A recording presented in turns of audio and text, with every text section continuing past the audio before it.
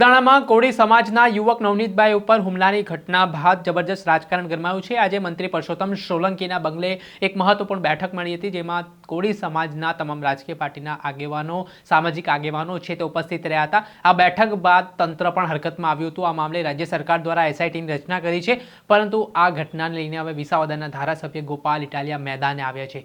6 વાગ્યે તેઓ સજ્જડ પુરાવાઓ રજૂ કરવાના છે। પોલીસ અને ગૃહમંત્રીની ભૂમિકા સામે તેમણે સવાલ ઉઠાવતા શું કહ્યું, વિગતે વાત કરીએ। વૈષ્ણવજન તો તેને કહીએ જે પીડ પરાઈ જાનાને રે। નમસ્કાર દર્શક મિત્રો, નવજીવન ન્યૂઝમાં આપનું સ્વાગત છે। હું છું ફૈઝાન।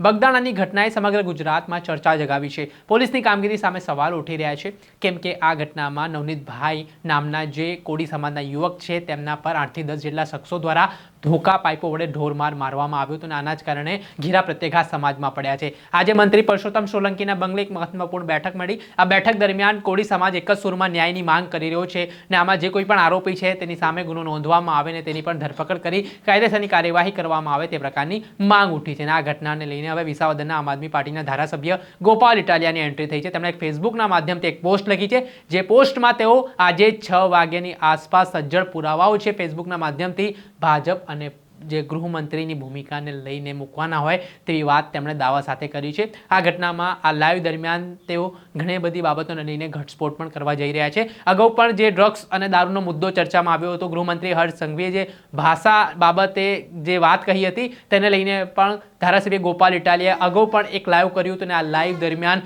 ગૃહમંત્રી હર્ષ સંઘવી પર તેમણે આકરા પ્રહાર કર્યા હતા, તેમને આડે હાથ લીધા હતા અને ભાષાને લઈને તેમણે વાત કરી હતી। ત્યારે હવે આ 6 વાગ્યાના લાઈવમાં ગોપાલ ઇટાલિયા શું ઘટસ્ફોટ કરવા જઈ રહ્યા છે, શું ભૂમિકા પોલીસની સામે આવી રહી છે, કેમ કે પહેલાથી જ કોળી સમાજના આગેવાનો છે તે ગંભીર આરોપો પોલીસની કામગીરી સામે કરી રહ્યા છે। હવે એસઆઈટીનું ગઠન થઈ ગયું છે અને આ સમગ્ર મામલાની એસઆઈટી તપાસ કરશે, ત્યારે તપાસમાં શું ખુલે છે તે જોવું રહ્યું। દર્શક મિત્રો, આવા જ નવા વિડીયો સાથે આપને માહિતગાર કરતા રહીશું, એટલે નવજીવન ન્યૂઝ જોતા રહો।